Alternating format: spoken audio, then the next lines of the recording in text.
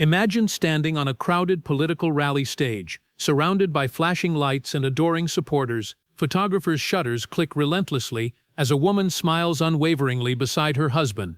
A handsome figure bathed in patriotic red, white, and blue, she clutches his hand through every speech, projecting an unbreakable bond that seems to embody the very ideal of American marriage. That woman is Ethel Kennedy, and the man is Robert Francis Kennedy. Together they raised 11 children, cultivated an image of unshakable devotion, and fortified a legacy that would shape generations to come. On the surface, their union shone with the promise of political partnership, of two souls intertwined in a shared mission to rewrite the history books. But beneath the veneer of smiles and camera-ready poses lay a storm of secrets powerful enough to tear apart even the most steadfast marriage. Robert F. Kennedy's reputation as a charismatic lawyer, an eloquent senator, and a modern martyr is well established. His charisma lit up rooms, his speeches rallied the disenfranchised.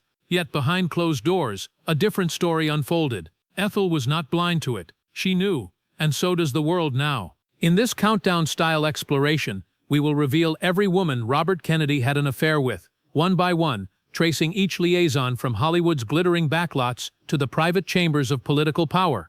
We'll explore how these entanglements fit into the bigger picture of a family dynasty that thrived on public devotion and private discretion. Expect dramatic moments, never-before-published letters, and witness the emotional fallout Ethel endured as she watched her husband's heart drift away. Before we dive in, let's set the stage. Born Ethel Skakel, she emerged from Chicago's social elite, the daughter of a wealthy industrialist who valued tradition and discretion. She met Robert at a summer retreat in Hyannisport, where their whirlwind courtship combined youthful idealism with the weight of expectations. They married in 1950, the budding power couple of American politics, and soon welcomed their first child. 11 children followed, reinforcing an image of domestic bliss that suited the Kennedy brand perfectly. Yet, as loyal as Ethel was, the Whisper network in Washington and Hollywood buzzed with rumors. Affairs were not mere gossip, they were an open secret. The patriarch Joseph Kennedy Sr. modeled infidelity, and his sons emulated him. For men like Bobby, love became a currency to spend, not a bond to cherish. The first documented liaison takes us to 1951, when Bobby was barely 26 and serving as an influential attorney within the Department of Justice. Sources suggest his father arranged an introduction at a Harlem brothel, an initiation that might sound archaic today, but fit the ruthless logic of dynasty building. The young Kennedy's report was clinical. He rated the experience like a critic assessing a meal, detached and transactional. That moment foreshadowed a compulsive pattern, a flirtation with powerful women that blurred moral lines and left Ethel to wonder which side of history she truly stood on. Transitioning to Hollywood, our list begins with tentpole starlets who commanded respect on screen and demanded discretion off camera. First up is Kim Novak, whose piercing gaze in Alfred Hitchcock's Vertigo captivated audiences. The affair allegedly ignited in 1961, not long after Bobby stepped into the spotlight as Attorney General. Insiders recall whispered hotel encounters, lunch dates in secluded bungalows, and stolen moments that risked everything. Novak's career trajectory shifted soon after. She stepped away from the limelight, a choice that fueled speculation that she paid a steep price for her entanglement with one of the most powerful men in America. But Kim Novak's story was just the opening chapter in a saga that would span the spheres of film, music, and politics. Next on our list is Lee Remick, an Oscar-nominated actress whose luminous performance in Days of Wine and Roses showed the world her artistic depth. According to biographical accounts and whispered DC gossip, Bobby's charm proved irresistible They met at a charity gala, the kind that brought Washington's movers and shakers together under crystal chandeliers and polite conversation. Their chemistry grew quickly, fueled by late-night phone calls and discreet rendezvous in black-town cars. Yet Remick kept her distance from scandal, returning to the stage and screen with an air of impenetrable grace. Our third liaison takes us into the musical realm, with Claudine Longuet, a singer whose voice graced television variety hours. By 1967, Bobby and Claudine had grown close, attending events together at Palm Springs, boating excursions and private dinners. Aboard a rented yacht, laughter turned to stolen kisses and embraces, shifting a friendship into something far more clandestine. Whispers echoed quietly within secret chambers. The next chapter unfolded under the glimmer of Hollywood's brightest star, Marilyn Monroe. In the early 1960s, Monroe and Bobby Kennedy moved in overlapping social circles, charity galas, exclusive parties, and Soho galleries. Their interactions began innocently enough, casual small talk over champagne, shared laughter during screenings. But behind the smiles lay a magnetic pull that neither could resist. According to insiders, Monroe sought comfort in Bobby's warm confidence, while he was drawn to her vulnerability, the fragility masked by a platinum smile. As cameras clicked during JFK's 45th birthday celebration at Madison Square Garden, the world saw a sultry performance. Only a few noticed Monroe's gaze linger on Bobby longer than protocol warranted. After the song and the standing ovation, whispers spread of her pulling him into a secluded corridor. Ethel observed from a distance, drink in hand, her composure unbroken as her husband slipped away into the shadows with another woman. Those moments cemented a rumor that would echo through the corridors of power for decades. Behind closed doors, letters from Jean Kennedy Smith confirmed what tabloids only dared hint at. Jean's candid notes praised Bobby's connection with Monroe, suggesting she accompany him back to Washington. Those memos, once tucked away in family archives, paint a picture of tacit approval, or at least acceptance, within the Kennedy inner circle. The implication, an affair not considered scandalous but inevitable. For Ethel, witnessing Monroe's flirtation in public was a dagger to her dignity. She stormed out of the birthday party, calling what she'd seen the most disgraceful spectacle of her life. Yet she returned home alone, silence her weapon of choice. Their liaison, though heated, was fleeting. Monroe's tragic death in August 1962 truncated any chance of deeper involvement, leaving behind speculation and conspiracy theories that would never fully resolve. Bobby's grief was genuine, but the world watched as he slipped back into public life with practiced grace, another performance in the perpetual spotlight. Ethel, meanwhile, buried her anger beneath layers of duty and discretion. Almost as shocking as the Hollywood affair was the one no one expected, the clandestine entanglement with his own sister-in-law Jacqueline Kennedy. In the aftermath of JFK's assassination, Bobby was a man undone. Photos from that era show him gaunt, hollow-eyed, clutching his brother's bomber jacket like a lifeline. Jackie, reeling from her own tragedy, saw in Bobby a shared grief so profound it blurred the lines between sibling and paramour. According to biographers, the two found solace in late-night visits to Arlington National Cemetery, long conversations in smoke-filled hotel suites, and stolen kisses in the Lincoln bedroom. For 4 years, their bond deepened into what many insiders describe as a full-blown affair. Yet the Kennedys maintained a public facade of unity, guarding this secret with the same intensity they protected political strategies. Ethel knew. She witnessed Jackie slip into Bobby's private study, felt the electricity in whispered phone calls, and sensed the shift in her husband's focus.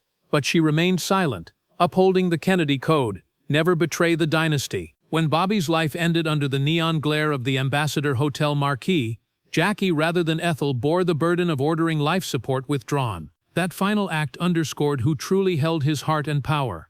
Beyond these high-profile liaisons, whispers persisted of other women: an ambitious journalist in the Attorney General's press corps, a society photographer capturing the Kennedys for glossy magazines, even rumors of foreign dignitaries drawn to Bobby's idealism. None of these names ever broke the mainstream headlines, but privately they fed the inexhaustible rumor mill swirling around Camelot's youngest prince. Each fleeting romance followed the same pattern: intense initial spark, a rush of secrecy, and then a return to the public stage as though nothing had happened. Meanwhile, Ethel perfected the art of unflappable grace. She continued to host elegant fundraisers at Hickory Hill, watched 11 children grow into their roles as junior Kennedys, and supported civic causes with unwavering zeal. In private, she wrestled with humiliation and betrayal, channeling pain into silent fortitude. Friends marveled at her resilience. She carried on as though betrayal were a footnote in a grander story of family and legacy. Contrast frames became her quiet rebellion. Publicly, she embodied the picture of perfect marital devotion, smiling for photographers at every turn. Privately, she catalogued heartbreak like a historian, logging each affair in her mind. That dual existence, loyal wife on display, devastated woman behind closed doors, became her defining paradox. Yet for all the heartbreak, Ethel's choices shaped a powerful narrative, that of sacrifice for a greater good. By refusing to expose Robert's infidelities, she preserved his mythic stature, allowing the world to remember him as a champion of justice rather than a man driven by personal failings. Her silence became part of his legacy, ensuring he remained a martyr of the civil rights movement and a symbol of unfulfilled potential. And so we arrive at the final question: why did Ethel stay? Why endure this relentless parade of betrayals? The answer lies in a complex weave of love, duty, and pragmatism. She loved Bobby deeply, even when he broke her heart, believing that the moments of shared purpose and affection outweighed the years of deception. She understood the weight of the Kennedy name, the power it wielded, and the platform it provided to drive social change. She sacrificed personal pride to protect her children's inheritance, a legacy of service and influence. As the echoes of Camelot faded into history, the corridors of Washington still buzzed with hushed conversations about Robert Kennedy's private entanglements, tales too delicate for the front page, but potent enough to fracture trust.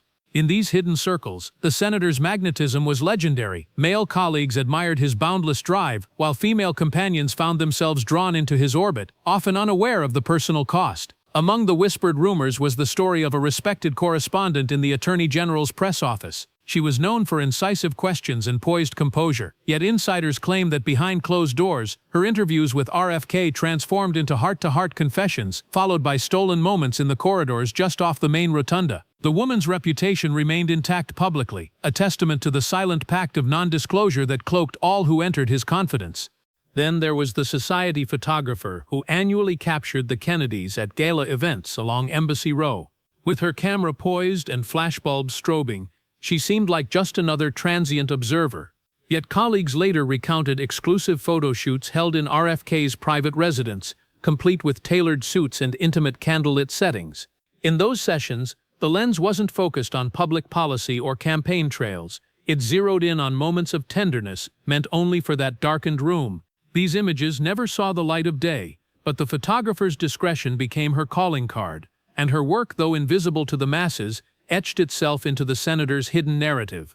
Across the Atlantic, whispers reached diplomatic circles in London and Paris. A young cultural attaché on a Kennedy-sponsored goodwill tour found herself swept up in the senator's whirlwind charisma.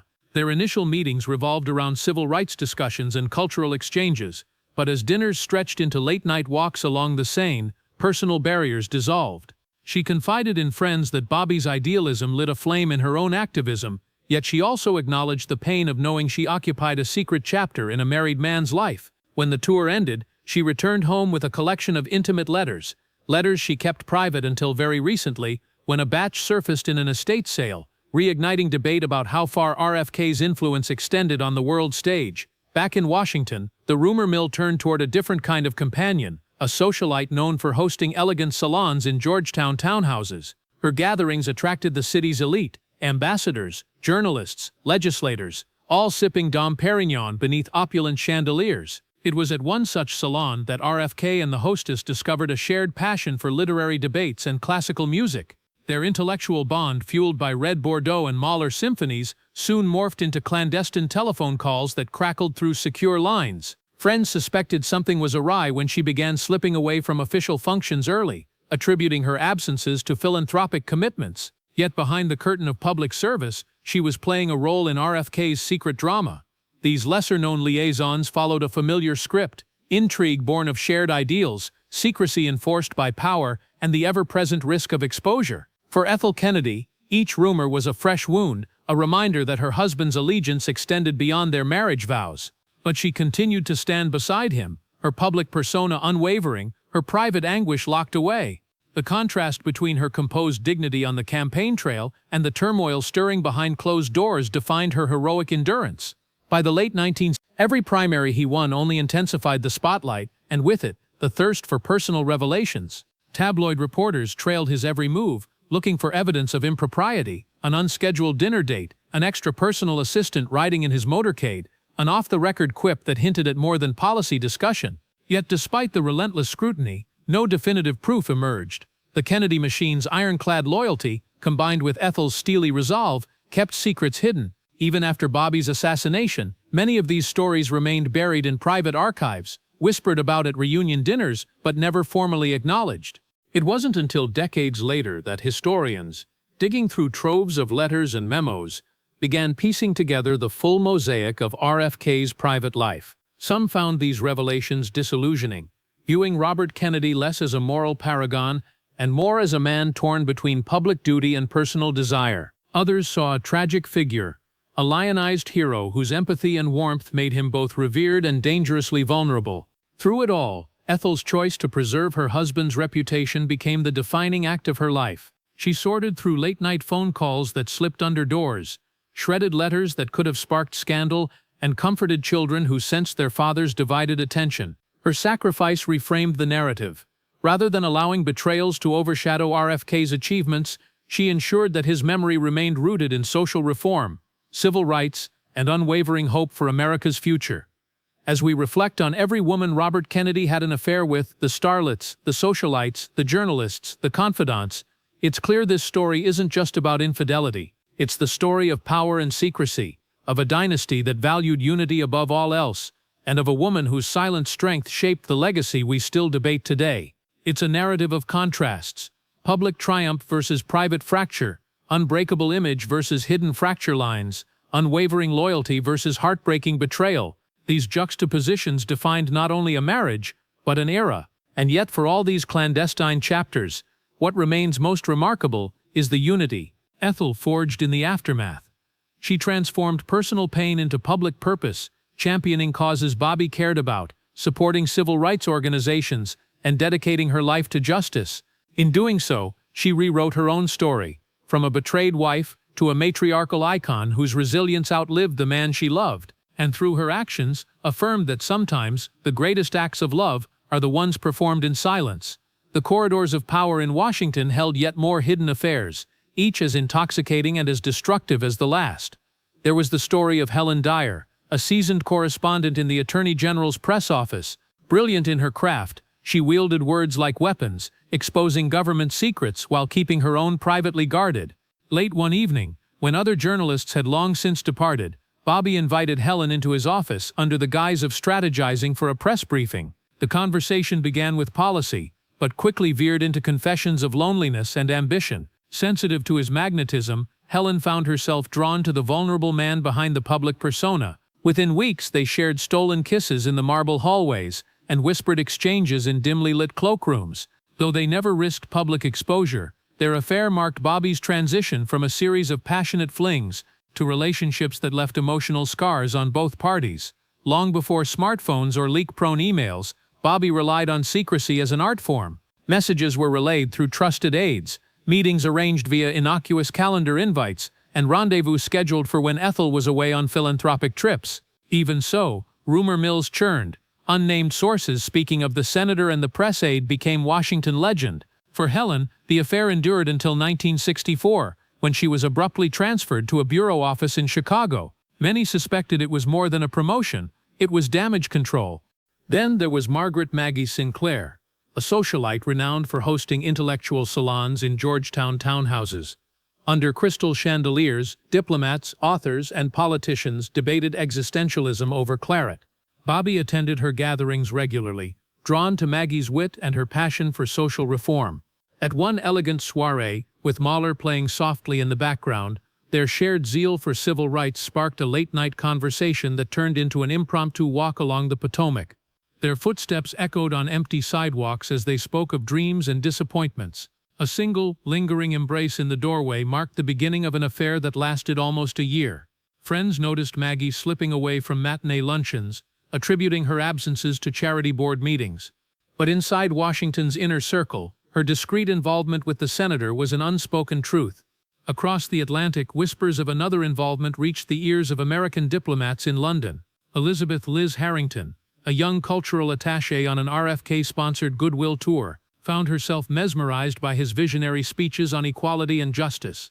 Their relationship began as professional respect, but after champagne dinners at Lambeth Palace and moonlit strolls along the Thames embankment, it blossomed into a clandestine romance. Letters from Bobby arrived in diplomatic pouches, each one bearing intimate reflections on politics and life sentiments he never shared at home. When the tour concluded, Liz returned to her duties carrying memories of cigarette smoke conversations and stolen kisses. Years later, a cache of her correspondence surfaced in an estate auction, reigniting debate about the depth of their liaison. Meanwhile, back in the United States, rumors persisted of a fleeting encounter with Anne Carlisle, a rising star in political journalism. They met at a fundraiser for urban renewal, where Anne asked tough questions and Bobby responded with compassion tinged by melancholy. They connected over shared experiences as children of privilege, who craved genuine purpose. In a moment of empathy, Bobby brushed a tear from Anne's cheek during a private meeting, and she later confessed that she felt seen for the first time. Some say their connection lasted only weeks, but the emotional intensity overshadowed brief affairs of the past. Anne's subsequent career soared to new heights. Some speculated she traded her silence for an exclusive story years later, one that praised Bobby's unwavering commitment to the underprivileged. Throughout these secret chapters, Ethel remained the unwavering anchor of the family, She balanced state dinners and charity luncheons while privately cataloging the betrayals that rattled her core. Every late-night phone call that slipped beneath her bedroom door, every vehicle that shifted gears outside the Kennedy compound reminded her of promises broken. Yet she never confronted Bobby publicly. Instead, she channeled her pain into resilience, attending rallies in tailored suits and greeting supporters with a composed smile. It wasn't until decades later that historians began to stitch these fragments together, memos, letters, and discreet diary entries revealing a tapestry of desire and discretion. Some critics argue that uncovering every liaison strips away the grandeur of RFK's political achievements. Others insist that understanding the man's flaws offers a more nuanced view of his legacy. In either case, Ethel's decision to protect her husband's image transformed her into a figure of near-mythic endurance. Contrast becomes the lens through which we assess this saga. Publicly, Bobby was the crusader for justice, the Kennedy brother who championed civil rights and poverty alleviation. Privately, he succumbed to his own impulses, abandoning marital vows in search of emotional refuge. And Ethel, on stage a paragon of grace, off-stage a wounded spouse, embodied the tension between loyalty and self-preservation. When Bobby declared his presidential candidacy in 1968, every handshake on the campaign trail and every speech to college crowds carried the weight of his hidden past. Yet those whispers never broke through the bulletproof veneer crafted by loyal aides and an adoring public. Ethel's unshakable presence at his side, feeding the narrative of a perfect partnership, ensured the ghost of his private mistakes stayed buried. But in November of that year, history took its tragic turn. With Bobby's life extinguished at the Ambassador Hotel, the world mourned a martyr who promised hope. In the immediate aftermath, Ethel faced an impossible choice: to lay bare every secret or to stand in silence. She chose the latter, preserving a legacy that children and grandchildren would inherit. The world remembers Robert F. Kennedy as a figure of inspiration, largely oblivious to the women whose names seldom surfaced in textbooks. In the summer of 1965, while the country cheered Bobby's impassioned speeches on voter registration drives in Mississippi and Alabama, Ethel stood in the rose garden of Hickory Hill, her face painted with poised serenity. To an outsider, she was the unwavering partner of a rising star, hosting garden parties for civil rights leaders over lemonade and crumpets. But when the last guest departed and the bird songs faded, she slipped inside quiet corridors, where she cataloged every whisper of betrayal. Each scandal became another data point in her private ledger. The scent of magnolias reminded her of the affair rumors, late-night meetings with young aides, stolen kisses in dim hallways, and the untraceable absence of her husband's embrace. How long could a woman maintain such composure under so many broken vows? Each dawn brought new headlines praising Bobby's calls for economic justice or condemning the war in Vietnam. Meanwhile, word reached Ethel of a fleeting liaison with a North Carolina schoolteacher who tutored her youngest child. The affair was whispered by nannies over breakfast tables, clandestine letters exchanged in airmail envelopes, soft-spoken confessions of fatigue and desire. Ethel's lips curled into a practiced smile whenever she met that teacher at piano recitals, offering polite nods. Yet in her journal, locked away in a leather-bound safe, she sketched blood-red ink, the word betrayal scrawled beneath the date. She reminded herself daily of the price of silence, the public facade preserved at the cost of her own shattered heart. With every political milestone Bobby achieved, Ethel shouldered twin burdens. She was expected to be the doting mother of 11, the gracious hostess, and the discreet spouse who never spoke ill of her husband. And when the press lauded her elegance in chiffon gowns, they never asked about the solitary nights she spent drafting letters to civil rights organizers, a cause she believed could heal wounded souls the way words once healed hers. Ethel channeled the sting of infidelity into a fierce commitment to social change, founding voter registration drives in Selma, advocating poverty relief in Appalachia, and championing consumer rights long before they became fashionable. Her public work became her refuge, transforming heartache into relentless action.